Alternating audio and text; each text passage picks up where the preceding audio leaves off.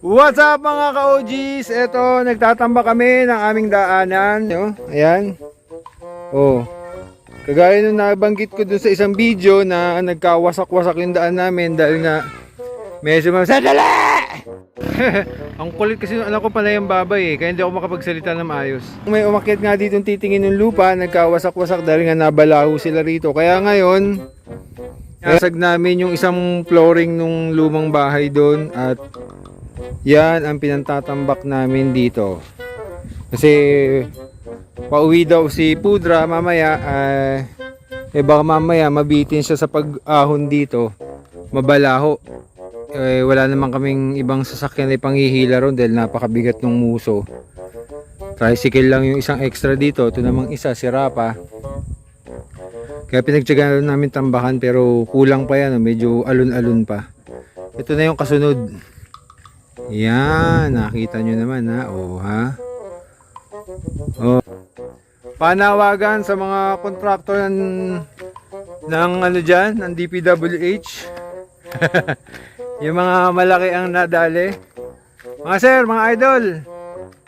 Pwede naman. Bigyan naman. Pwede naman ng ano rito. Isang truckload ng semento, buhangin at graba. Pati bakal na rin, samahan nyo na rin. Para maayos ng daan namin mga boss, idol. Ayun na nga mga ka-OG, kahit na medyo sobra dilim ng panahon dahil sabi nga sa balita kagabi, 3 daw ang bagyo. Bumanat pa rin kami ni Homeboy Goryo dito para makabenta. May huminto kanina yung Piera na biyaheng Nueva Ecija, private yata yun. Pangatlong balik niya rin, pangatlong tanong niya na dun sa roof rack na dinidisplay namin na makikita nyo sa ibang video. From 2.2 naging 1.5 dahil umuulan kaysa mabokya kaming araw, tinawaran na naman ng hanggang 1.3. Para kaming na flood control scam. Bagsak presyo ang daming dinaanan ayan. Sige na, bigay na, palig na kami. Kaysa mabokya kami ngayong araw, kahit pa paano may benta, may perang may uwi. Dito ko, ayan taas ng pwesto ko. Masyadong malalim tong area na to doon dito sa kalsada. Pero magandang tambayan kasi malilim naman. Kaya yun nga, kahit pa paano, hindi kami bokya, may 1.3, pwede na rin kesa wala.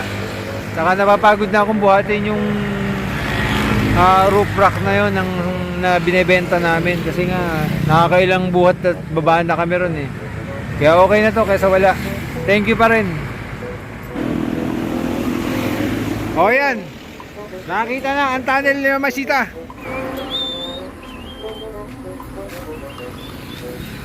Ito na. Nakita na. Nakita na ang tunnel.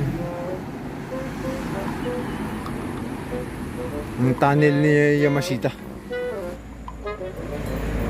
Babae na? Ako, ang tunnel ko ha? Mr. Yamashita. Nandiyan ba mga ginto? Nandiyan ba mga ginto, Mr. Yamashita? Putangin na mo. Dito. Tayo. Pasuro. Ano? Suruin mo yung kamalang. Pagalitan mo ngayon, pagalitan mo. Sumasalubong Wala yan, pamorningan yan. Sumalubong Wala man lang tanod na nagbabantay. Para bukas tayo sa makalawa uuwi. Di gaya na. Tapos ko pa naman. Susugurin na ni Gago. Mababangga pa yung Gago na yan.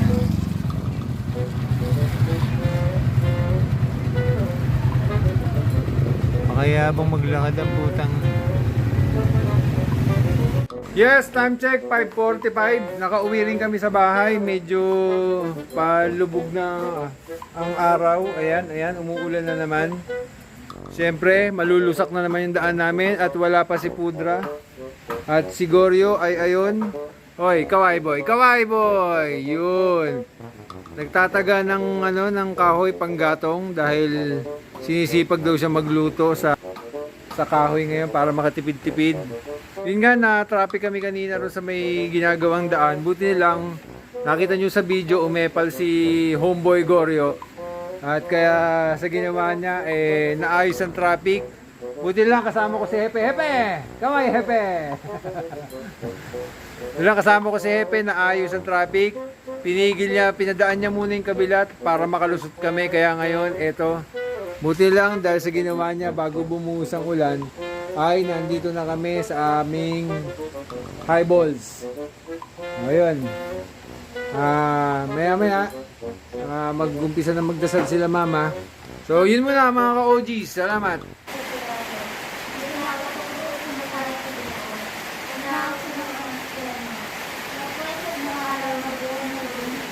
Makat sa langit na luknok